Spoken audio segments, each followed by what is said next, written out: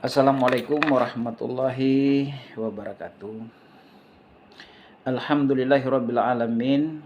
Wassalatu wassalamu ala Rasulillah Sayyidina Muhammad ibn Abdullah wa ala alihi wa ashabihi wa karabatihi wa man tabi'ahum bi ihsanin ila yaumil amma ba'du. Pada hari ini, pada pagi hari ini saya ingin berbagi berita, informasi berupa nasihat dari seorang tokoh akhirat, dan beliau membuat sebuah buku. Ini tokoh ini adalah Abdul Karim DL, rekaman pengalaman beliau di akhirat. Ada yang ingin saya bacakan, dan ini menjadi satu informasi dan inspirasi bagi kita abna akhirat di mana saja berada. Yakni dia menuliskan, hendaknya generasi akhirat sekarang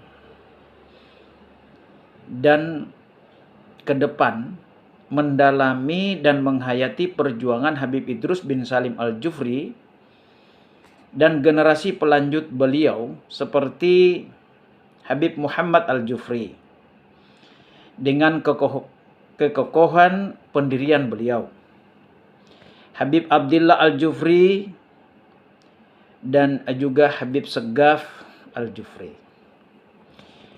Sebab dari melakukan napak tilas khitak perjuangan mereka, kita telah menunjukkan loyalitas perjuangan ke arah yang tepat dan benar. Dan secara otomatis bahwa kecintaan kita kepada Habib Idrus bin Salim Al-Jufri ini tidak perlu diragukan lagi. Kemudian lanjut beliau mengatakan, jasad lahiriah Habib Idrus bin Salim Al-Jufri telah menghilang dari pandangan kita. Tetapi di hati sanubari segenap abnaul khairat yang tetap loyal dan menjaga hasil karya besarnya ini, beliau tetap hidup, dan senantiasa kita percaya dan yakin dengan ucapan beliau semasa hayatnya bahwa setelah beliau meninggal dunia, al-khairat akan tetap dijaga dan kita akan merasakan manfaat lebih besar. Hal ini juga kita dengar dari berbagai kisah-kisah, baik itu yang mereka yang telah dibawa oleh Habib Idrus bin Salim Al-Jufri, yang kemudian ditempatkan mereka di suatu desa, yang kemudian dia dititipkan kepada masyarakat di tempat itu untuk mengajarkan ilmu-ilmu agama.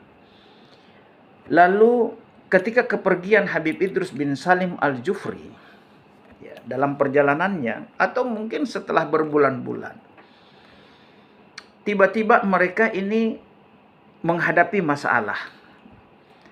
Mereka berupaya untuk berijtihad, mengeluarkan kemampuan mereka di dalam menyelesaikan problem yang ada di masyarakat.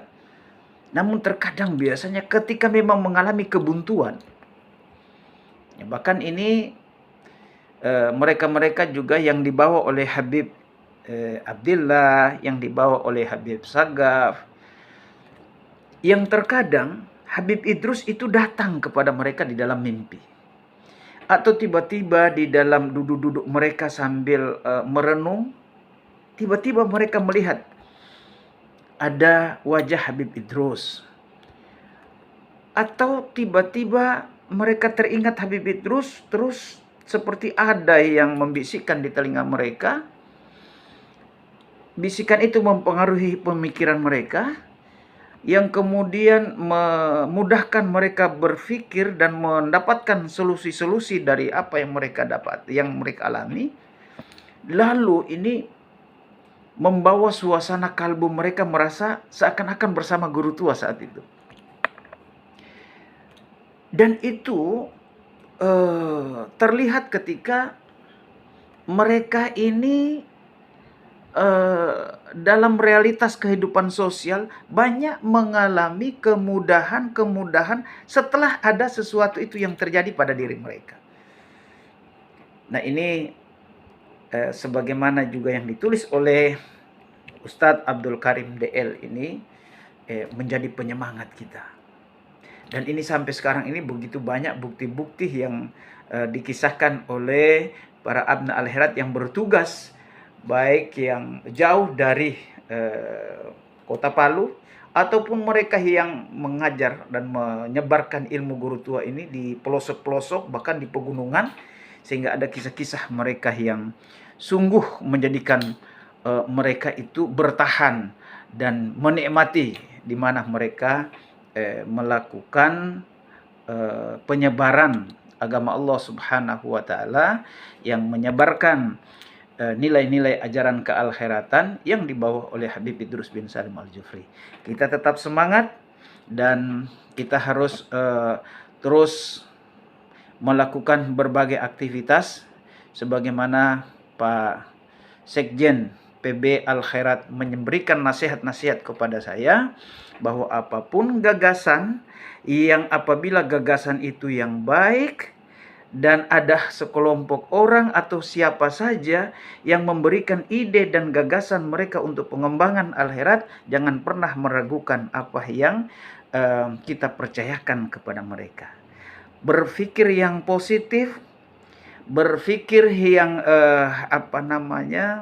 yang baik, bahwa mereka akan melakukan sesuatu pemikiran-pemikiran itu yang konstruktif.